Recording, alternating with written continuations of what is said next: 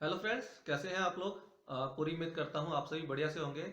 Friends, अपने आज के इस वीडियो में मैं आपके साथ एक और ऑप्शन की स्ट्रेटजी का सेटअप डिस्कस करूंगा। इस स्ट्रेटजी को बुल कॉल स्प्रेड कहते हैं, जिसके ऊपर बेसिक वीडियो मैं आज से 2 या 3 साल पहले बना चुका हूं। अगर आप बेसिक समझना चाहते हैं कि बुल कॉल स्प्रेड या वर्टिकल स्प्रेड्स क्या होते हैं, तो आप ऊपर आई बटन पे क्लिक करके उस वीडियो को देख सकते हैं, या वीडियो के डिस्क्रिप्शन में भी आपको लिंक मिल जाएगा, आप उसे क्लिक करके भी वीडियो को देख सकते हैं। तो फ्रेंड, जब हम बुल कॉल स्प्रेड स्ट्रेटजी की बात करते हैं तो हम ये हमारे दिमाग में ये आता है कि हम इस स्ट्रेटजी को एट द मनी और ओटीएम यानी out of the money options को मिलाकर बनाते हैं। लेकिन जब हम किसी भी स्ट्रेटजी को पढ़ते हैं या उस स्ट्रेटजी को समझते हैं, तो हमें एक ट्रेडिशन वे में वो पता लगता है चीज के या स्ट्रेटजी के बारे में कि हम इस स्ट्रेटजी को इन इन ऑप्शंस को या इन इन स्ट्राइक प्राइस के कॉम्बिनेशन से मिलाकर बना सकते हैं। लेकिन अगर हम उस स्ट्रेटजी को अच्छे समझें, उस कंसेप्ट को अच्छे समझें, तो हम उसको अपने अकॉर्डिंग यानी मॉडिफाई करके भी हम उसको ट्रेड कर सकते हैं। तो इस वीडियो में मैं जो आपको स्ट्रेटजी बताऊंगा बुल कॉल स्प्रेड की, उसको मैंने अपने हिसाब से मॉडिफाई किया है। हो सकता है इस ये तरीका पहले से ही मार्केट में अवेलेबल हो, लोग इस तरीके से ट्रेड करते हो, आई डोंट नो, लेकिन मैंने इस स्ट्रेटजी को अपने हिसाब से मॉडिफाई करके ट्रेड किया और ठीक ठाक सक्सेसफुल रेशो भी ठीक है। इस ट्रेड की अगर इस तरीके से सेटअप बनाकर हम ट्रेड करते हैं तो इसकी सक्सेस रेशो भी ठीक है। मैं खुद भी स्ट्रेटजी में ट्रेड करता हूं, मेरे एक दो क्लाइंट्स भी ट्रेड करते हैं और ठीक ठाक से प्रॉफिट भी बना रहे हैं। तो इसी टॉपिक पे आज मैं ये वीडियो बनाऊंगा। इस वीडियो को मैं उम्मीद करता हूं कि आप एंड तक जरूर देखें, सो दैट जो मैं कंसेप्ट आपको समझाऊंगा वो अच्छे से समझ में आ जाए। और अगर आप भी उस तरीके से इस कंसेप्ट को ठीक तरीके से प्लान कर कर सोच समझ कर मार्केट में बनाएंगे, जिस तरीके की मार्केट एनवायरनमेंट हमें चाहिए स्ट्रेटजी को बनाने के लिए, अगर उस तरीके के मार्केट एनवायरनमेंट में आप इस स्ट्रेटजी को लगाएंगे, तो इट माइट बी पॉसिबल कि आप प्रॉफिट अर्न करना शुरू कर दें। तो इस कंसेप्ट में मैं इस स्ट्रेटजी को जो बनाऊंगा वो मैं इन द मनी ऑप्शंस के साथ बनाऊंगा। यानी जिस लेग को हम बाय करेंगे वो भी इन द मनी होगी, और जिसे हम शॉर्ट करेंगे वो भी इन द मनी ऑप्शन होगा, फिर वो चाहे पुट ऑप्शन हो या कॉल ऑप्शन हो। हालांकि इस वीडियो में मैं आपको जो कंसेप्ट बताऊंगा वो कॉल ऑप्शंस के साथ बताऊंगा, और आप इस जो स्ट्रेटजी है, इस तरीके का कंसेप्ट जो मैं आपको बताऊंगा, आप उसी को पुट ऑप्शन के साथ भी बना सकते हैं।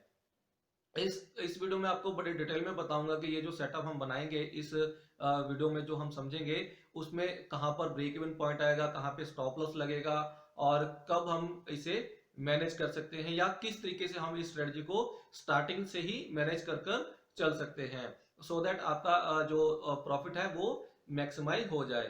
तो इस वीडियो में मैं आपको कुछ ट्रेड्स दिखाऊंगा जो हमने इसी वीक में यानी 14 जनवरी का जो वीकली ऑप्शन एक्सपायर हुआ है बैंक निफ्टी का, उसमें कुछ जो हमने ट्रेड्स लिए थे वो मैं आपके साथ शेयर करूंगा। और फिर उसमें से कोई भी एक ट्रेड उठाऊंगा जिसको मैं उसको लॉजिकली समझाऊंगा कि इसमें हमारे क्या लॉजिक से क्यों हमने इस तरीके का ट्रेड बनाया था, या क्यों हम इस तरीके से सेटअप में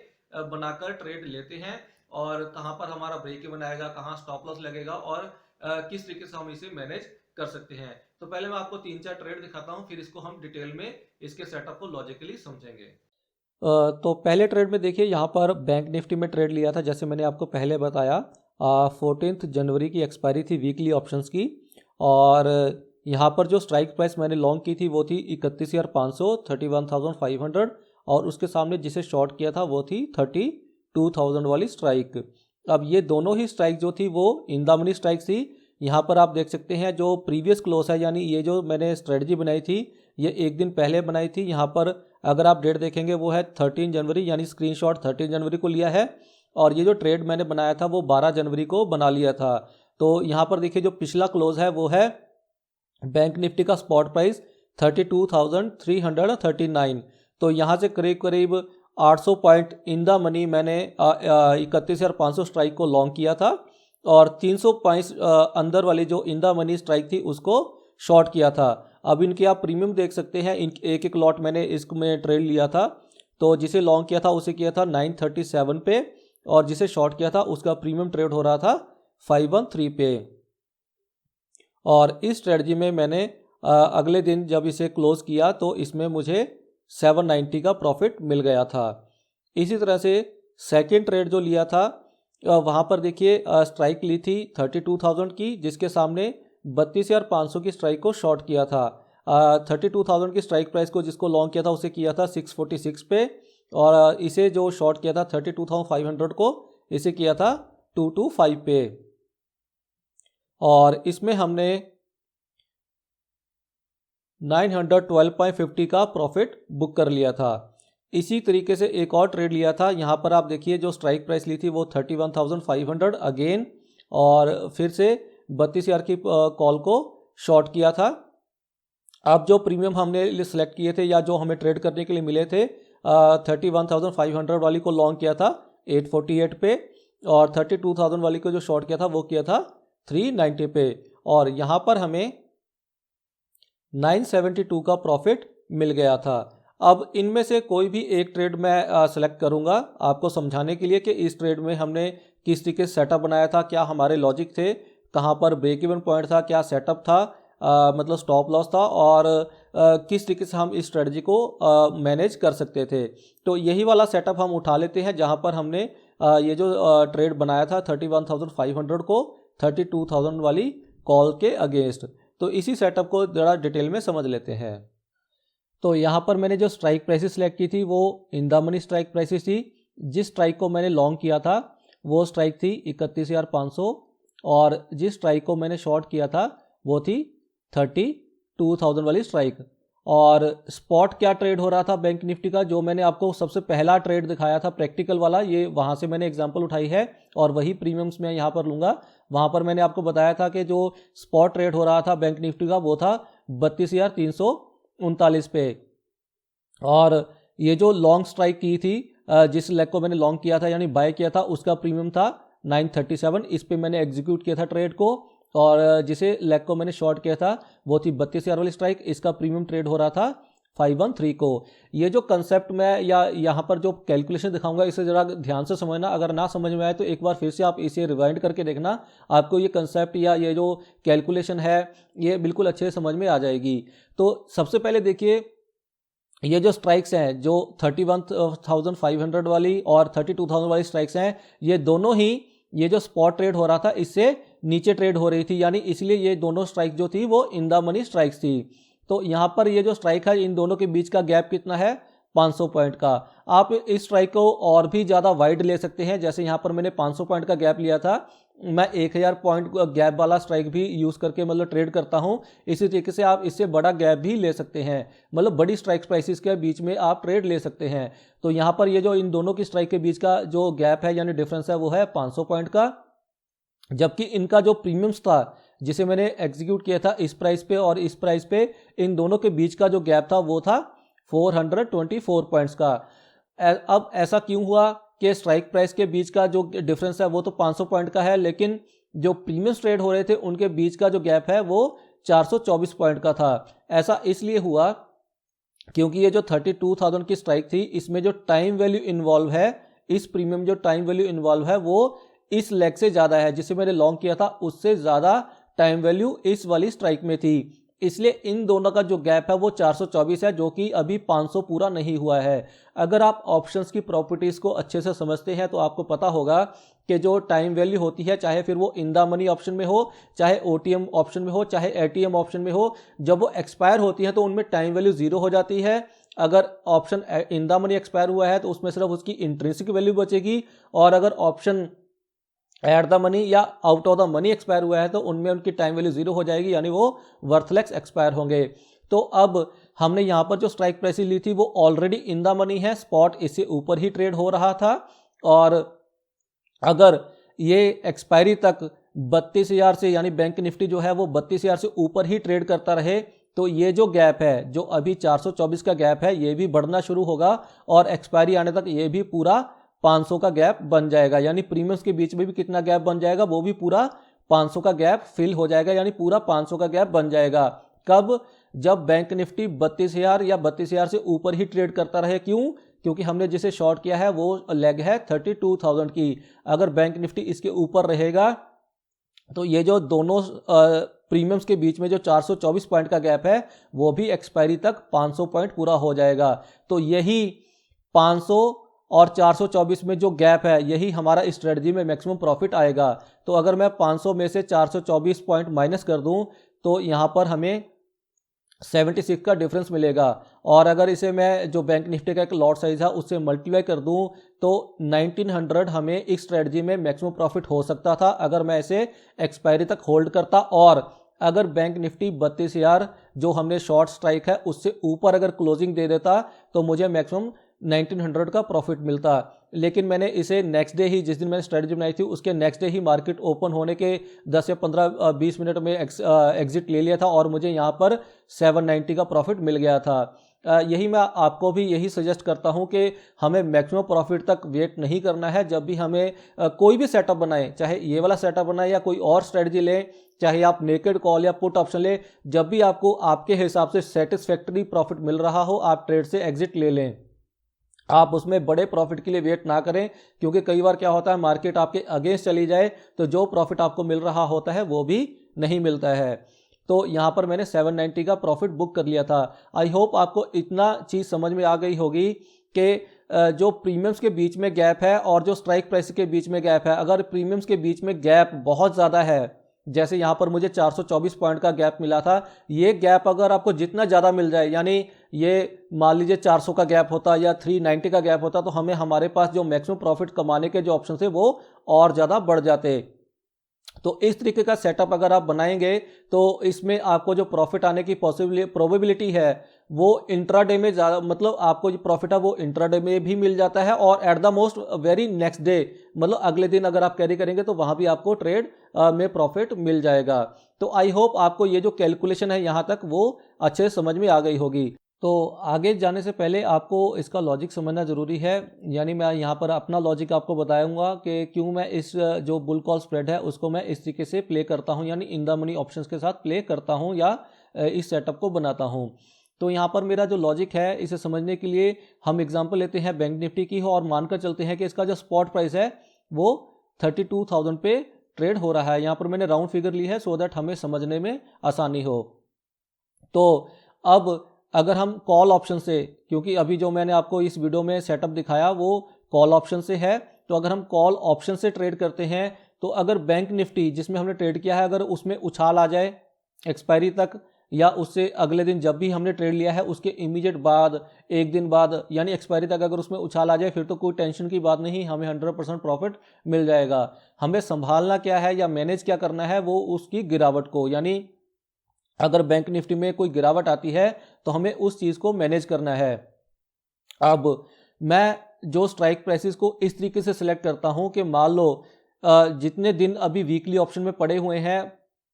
उन दिनों में, यानी अगर मैंने फ्राइडे को ट्रेड किया है और थर्सडे को अगर वीकली ऑप्शन की एक्सपायरी अगर 5 दिन अभी पेंडिंग है, तो अगर मैंने थर्सडे को ट्रेड किया है तो वहाँ से लेकर थर्सडे तक अगर बैंक निफ्टी में कोई 500 या 600 पॉइंट की गिरावट आती है या 300-400 पॉइंट की गिरावट आती है तो मैं अपने लेग्स यानी जो स्ट्राइक प्राइसेस है वो उनको इस तरीके से सिलेक्ट करूं कि ये जो 500-600 पॉइंट की अगर गिरावट आ भी जाए बैंक निफ्टी में तो भी मेरा ट्रेड जो है वो प्रॉफिट में ही रहे। इसलिए मैं इन द मनी ऑप्शंस को सिलेक्ट करता हूं ट्रेड करने के लिए। और अगर बैंक निफ्टी में 500-600 या जितने पॉइंट की मैं गिरावट को मैनेज करना चाहता हूं अगर उतने तक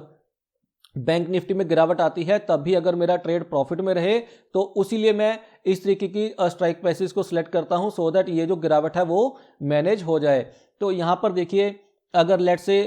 स्पॉट अगर 32,000 पे ट्रेड हो रहा है तो अब मैं in the money strike prices को इस तरीके से सिलेक्ट करूंगा सो दैट ये जो गिरावट है 500-600 पॉइंट की अगर इतनी ही गिरावट आती है तो वो मैनेज भी हो जाए और मेरा जो ट्रेड है वो भी प्रॉफिट में ही रहे। तो अब मैं यहाँ पर क्या करूँगा, यहाँ पर मैं ये कर सकता हूँ कि 31,500 यहाँ से 32,000 से 500 पॉइंट नीचे 31,500 की जो लेग होगी उसे मैं शॉर्ट कर दूंगा और इसी के साथ इन द मनी ऑप्शन 31,000 वाली 31,000 वाली इसे मैं लॉन्ग कर दूंगा। तो अब इससे होगा क्या,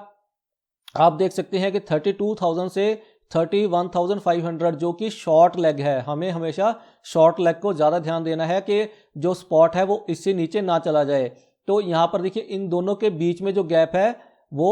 500 पॉइंट का गैप है और इसका प्रीमियम जो होगा लेट से वो इसका प्रीमियम लेट से 650 पे ट्रेड कर रहा है, तो आपके पास अब यहाँ पर सफिशिएंट कुशन मिल जाएगा कि अगर बैंक निफ्टी में कोई शॉर्ट टर्म में कोई गिरावट आती है, 1-2 दिनों में गिरावट आती है 650 पॉइंट तक की, तब भी आपकी ये जो लेग है वो यानी स्पॉट इससे नीचे नहीं जाएगा और हमारा जो ट्रेड है वो प्रॉफिट में ही रहेगा। तो आई होप आपको मेरा थोड़ा सा ये जो लॉजिक है वो समझ में आ गया होगा कि अगर हम कॉल ऑप्शन से ट्रेड कर रहे हैं और in the money option select कर रहे हैं, तो अगर जिस भी इंडेक्स में यानी बैंक निफ्टी, निफ्टी या फिर निफ्टी में अगर हमने ट्रेड किया है, अगर वो उसमें उछाल आ जाए फिर तो कोई टेंशन की बात नहीं, हमें 100% प्रॉफिट मिलेगा ही मिलेगा। बट अगर उसमें गिरावट आती है, अगर उसमें कोई गिरावट आती है और गिरावट हमारे अकॉर्डिंग 500 से 600 पॉइंट के बीच में होती है या इससे थोड़ी सी ज़्यादा गिरावट होती है, तो अगर हमने स्ट्राइक प्राइस इस तरीके से सेलेक्ट की है कि स्पॉट अगर इतना 500-600 पॉइंट गिरने के बाद भी शॉर्ट लेग से ऊपर ही रहेगा, फिर भी हमारा जो ट्रेड है वो प्रॉफिट में ही एक्सपायर करेगा या हमें इस लेग से प्रॉफिट मिल जाएगा। इसलिए मैं इसको इन द मनी ऑप्शंस के साथ इस बुल कॉल स्प्रेड को बनाता हूँ। यहाँ पर मैंने जो एग्जांपल ली है वो कॉल ऑप्शन की ली है, इसी तरीके से आप इस ट्रेड को पुट ऑप्शंस के साथ भी इसी लॉजिक के साथ बना सकते हैं। अब आपने ध्यान ये देना है कि आप इस ट्रेड को जितना डीप इन द मनी जा सकते हैं उतना डीप इन द मनी से आप इसको बना सकते हैं, उतनी आपकी स्ट्रेटजी सेफ रहेगी और प्रोबेबिलिटी जो है प्रॉफिट आने की वो बढ़ जाएगी। बट आपको ध्यान क्या रखना है कि आप जितना डीप इन द मनी जाएंगे वहां पर जो बिड आस्क प्राइस होता है उनके बीच में गैप बढ़ जाता है। आपको सिर्फ ये ध्यान रखना है कि जो बिड आस्क प्राइस है deep in the money strike का वो ज़्यादा ना हो। अगर उनमें गैप ज़्यादा हो जाएगा, जैसे मान लीजिए यहाँ पर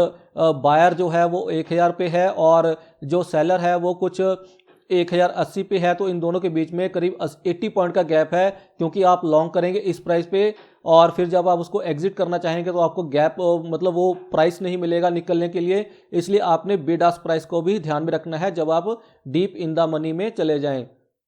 इसलिए मैं जब ये इस तरीके का ट्रेड लेता हूं, यहाँ पर तो मैंने 500 पॉइंट का ही वाइड स्ट्राइक प्राइसेस सेलेक्ट की है, मैं तो 1000 पॉइंट दूर भी स्ट्राइक प्राइसेस को सिलेक्ट करता हूं, सो दैट अगर मार्केट में यानी बैंक निफ्टी या निफ्टी में कोई गिरावट आए तो उससे जो मेरी शॉर्ट लेग है उससे नीचे स्पॉट प्राइस ना चला जाए, और अगर जाता भी है तो मेरे पास इतना सफिशिएंट कुशन हो कि वहाँ तक जो मेरी जो रिस्क है यानी जो गिरावट है वो मैनेज हो जाए और मेरा ट्रेड फिर भी प्रॉफिट में ही रहे। तो अभी जो मैंने आपको एग्जांपल दिखाई, अगर उसमें मैं स्टॉप लॉस और ब्रेक इवन की बात करूं तो वो कहां पर निकल कर आएंगे, तो जैसे यहां पर हमने लॉन्ग किया था 31,500 को और शॉर्ट किया था 32,000 वाली स्ट्राइक को, इसको लॉन्ग किया था 937 पे और इसको शॉर्ट किया था 513 पे, दोनों का डिफरेंस था 424 पे। अब अगर बैंक निफ्टी में कल को गिरावट आनी शुरू हो जाती और अगर ये जो प्रीमियम है 937 वाला अगर ये गिरकर 424 तक आ जाता, यानी इतनी गिरावट आती बैंक निफ्टी में, ये जो लॉन्ग लेग है इसका प्रीमियम डिक्रीज होकर 424 तक आ जाता, जो कि हमारा डिफरेंस है दोनों के बीच का। अगर यहाँ तक प्रीमियम आ जाता तो यहाँ पर ये जो प्रीमियम है अगर यहीं पे बैंक निफ्टी एक्सपायर कर जाता एक्सपायरी वाले दिन, तो ये जो प्रीमियम यहाँ पर अगर सेटल होता 424 पे, तो ये हमारा ब्रेक इवन पॉइंट होता और यही हमारा स्टॉप लॉस होता। यानी अगर इस लेवल के नीचे 424 के नीचे अगर प्रीमियम डिक्रीज हो जाता तो हमें लॉस होना शुरू हो जाता। तो अगर आपने इस ट्रेड को कैरी करना है इस तरीके से, तो जो भी आप स्ट्राइक प्राइसेस सेलेक्ट करेंगे उनका जो भी प्रीमियम होगा उनके बीच में जो भी स्प्रेड निकल कर आएगा, जो भी डिफरेंस निकल कर आएगा, उस डिफरेंस के बराबर का आपने लॉन्ग लेग में स्टॉप लॉस लगा लेना है। जैसे इस केस में 424 पॉइंट का डिफरेंस है, तो अगर मुझे इस ट्रेड को कैरी करना होता तो मैं इसका स्टॉप लॉस नीचे में लगा देता लॉन्ग लेग का, इस लेग का जो यानी 31,500 का जो स्ट्राइक प्राइस है इसका मैं स्टॉप लॉस लगाता 424 से लेकर 430 का। जब भी आप बैंक निफ्टी में स्टॉप लॉस लगाएं वो 4-5 पॉइंट का गैप रखें, नीचे में जो भी प्राइस आप ट्रिगर करवाना चाहते हैं वहां से 4-5 पॉइंट का गैप रखें, सो दैट आपका जो स्टॉप लॉस है वो जंप ना कर जाए। अगर आप इसको इस तरीके से लगाएंगे कि 424 से 425 का आप स्टॉप लॉस लगाएं तो 1 पॉइंट का गैप है दोनों में, हो सकता है कि अगर मार्केट में कोई बड़ी वॉलेटिलिटी आ जाए तो आपका ये जो स्टॉप लॉस है वो जंप कर सकता है। इसलिए जब भी आप स्टॉप लॉस लगाएं तो आप 1 पॉइंट का गैप ना रखें, आप 1 पॉइंट से ज़्यादा का गैप रखकर स्टॉप लॉस लगाएं। तो यहाँ पर दोबारा फिर देख लीजिए कि जो लॉन्ग लेग है उसमें हमने स्टॉप लॉस कितना लगाना है, जो दोनों के बीच का, जिसको हमने शॉर्ट और लॉन्ग किया उनके बीच का जो डिफरेंस आया है उतना का, यानी उतने लेवल तक का हमें स्टॉप लॉस इस लेग में लगाना है। स्टॉप लॉस आपने तभी लगाना है जब आपको लगे कि बैंक निफ्टी में बहुत बड़ी गिरावट आने की संभावना है, तभी आप स्टॉप लॉस लगाएं। हाँ, हालांकि स्टॉप लॉस लगाने में कोई प्रॉब्लम नहीं है। स्टॉप लॉस लगाना एक सेफ स्ट्रेटजी है, क्योंकि पता नहीं होता कि कब मार्केट में क्या हो जाए। तो अगर आप किसी भी ट्रेड को होल्ड करते हैं तो आप स्टॉप लॉस लगाकर ही होल्ड करें। अभी तक मैंने जितने ट्रेड इस तरीके से लिए हैं, अभी तक तो किसी का भी स्टॉप लॉस ट्रिगर नहीं हुआ है, यानी बैंक निफ्टी अभी तक तो उस लेवल से नीचे नहीं गई है। इसलिए जब भी आप इस तरीके का bull call spread in the money option के साथ बनाएं, तो जिस लेग को आपने शॉर्ट करना है वो स्पॉट प्राइस से कम इतनी दूर जरूर हो जहां तक आपको लगे कि बैंक निफ्टी उससे नीचे नहीं जाएगा। इसलिए जब मैंने ये ट्रेड बनाया था तो मुझे लग रहा था कि बैंक निफ्टी 300 या 400 पॉइंट नीचे नहीं जाएगा, इसलिए मैंने 300 पॉइंट के नीचे या 340 पॉइंट नीचे की स्ट्राइक प्राइस को सिलेक्ट किया था शॉर्ट करने के लिए। इसी तरीके से अगर आपको लगे कि बैंक निफ्टी में 500 या 600 या 800 पॉइंट तक की ही गिरावट आएगी वीकली एक्सपायरी तक, तो आप उतनी नीचे का स्ट्राइक प्राइस को शॉर्ट कर सकते हैं। फिर उसके बाद आप अपना और deep in the money strike price को लॉन्ग कर सकते हैं। तो आई होप यहाँ पर आपको ये जो ब्रेक इवन है और स्टॉप लॉस है इस स्ट्रेटजी में वो समझ में आ गया होगा। दूसरे तरीके से अगर आप इसका ब्रेक इवन पता करना चाहें तो ये जो लॉन्ग स्ट्राइक है 31,500 की जो लॉन्ग स्ट्राइक है, उसमें अगर ये जो डिफरेंस था 424, अगर मैं ये प्लस कर दूं तो यहाँ पर जो मेरे पास लेवल निकल कर आएगा, अगर बैंक निफ्टी का स्पॉट प्राइस 31,924 तक आ जाता है तो यही हमारा जो लेवल होगा वो ब्रेक इवन पॉइंट बन जाएगा। यानी इस लेवल से नीचे अगर बैंक निफ्टी एक्सपायरी तक चला जाता है तो हमारा ये ट्रेड जो है वो लॉस में आ जाएगा,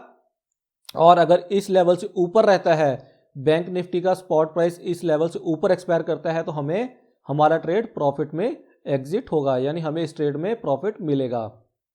अब हम बात करते हैं कि इस तरीके के ट्रेड को हम किस तरीके से मैनेज कर सकते हैं। सबसे पहला तरीका जो अभी मैंने आपको बताया कि इसको मैनेज करने के लिए आप इसको में स्टॉप लॉस लगा लीजिए और अपने ट्रेड को कैरी कर सकते हैं। अगर आपको प्रॉफिट इंट्राडे में ही मिल जाए, यानी स्ट्रेटजी बनाने के कुछ देर बाद ही प्रॉफिट मिल जाए, आप अपनी स्ट्रेटजी से एग्जिट ले लीजिए। अगर आपको कैरी करना है तो आप स्टॉप लॉस लगाकर भी इस स्ट्रेटजी को कैरी कर सकते हैं। दूसरा तरीका इसका ये है कि जैसे यहाँ पर मैंने स्ट्राइक प्राइस ली थी 31,500 और 32,000 की, और इनका प्रीमियम था, दोनों के बीच में डिफरेंस था 424 का, और ये जो स्प्रेड था वो अभी कितना डिफरेंस था स्प्रेड में, 500 माइनस अगर 424 करेंगे तो 76 पॉइंट का गैप था। और इसका अगर नीचे में ब्रेक इवन मैंने जो अभी आपको दिखाया वो कितना निकल कर आ रहा था, 31,500 प्लस 424 अगर मैं करूंगा तो यहाँ पर जो गैप निकल कर आ रहा था 31,924 पॉइंट का जो लेवल था, ये हमारा ब्रेक इवन पॉइंट था। अब अगर मुझे इसको मैनेज करना है तो मैं क्या कर सकता हूं कि 31,924 का जो लेवल है इससे ऊपर स्ट्राइक का, यानी 32,000 स्ट्राइक का जो पुट ऑप्शन होगा, यानी 32,000 स्ट्राइक का जो पुट ऑप्शन होगा वो मैं बाय कर सकता हूं।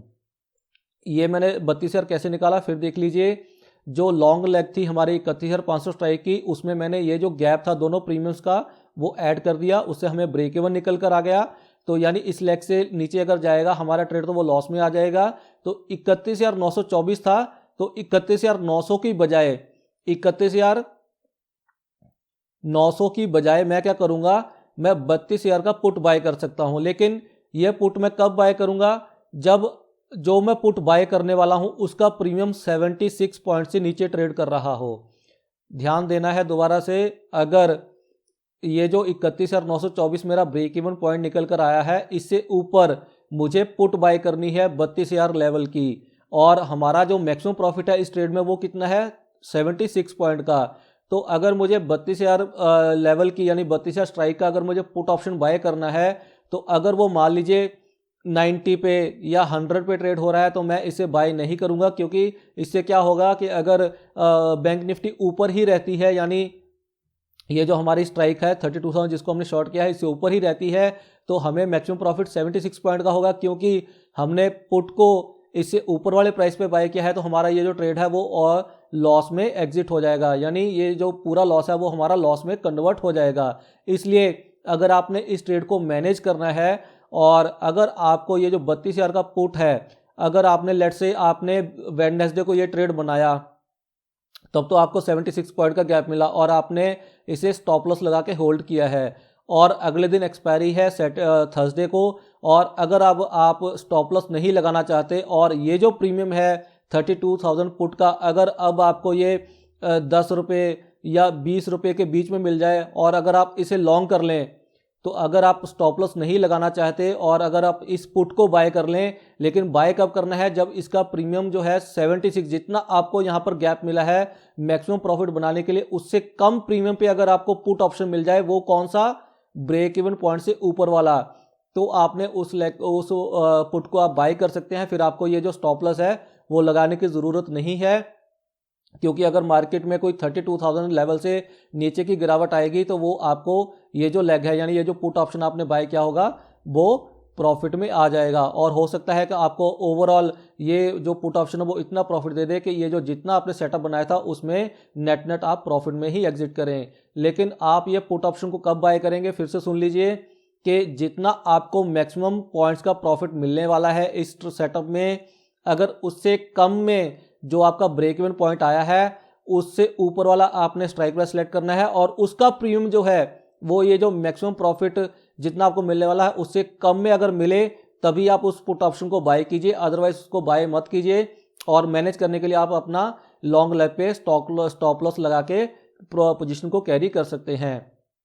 तो इस ट्रेड को कैरी करने के या होल्ड करने के या मैनेज करने के दो तरीके हैं। पहला, स्टॉप लॉस लगा के कैरी करिए। दूसरा, जो आपका ब्रेक इवन पॉइंट आएगा उससे ऊपर वाला जो स्ट्राइक प्राइस होगा पुट ऑप्शन का, वो आपने बाय करना है। वो बाय करना है जितना आपको मैक्सिमम प्रॉफिट हो सकता है पॉइंट्स में, उससे कम पे अगर आपको प्रीमियम मिले पुट ऑप्शन का, तब आप उसे बाय कीजिए और फिर आप इस सेटअप को यानी इस ट्रेड को आप अपने एक्सपायरी तक होल्ड कर सकते हैं।